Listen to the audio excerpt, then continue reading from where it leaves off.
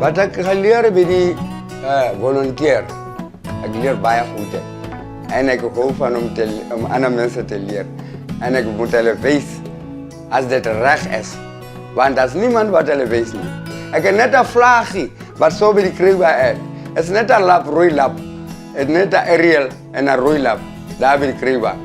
Kijk, as ek hom so gewys het, dan kan hulle sien, nee man, daar is iemand wat werk daar so.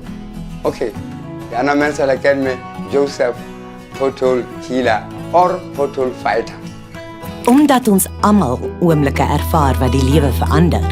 Kry BrackRock, lewenssteking wat verander soos jou lewe verander.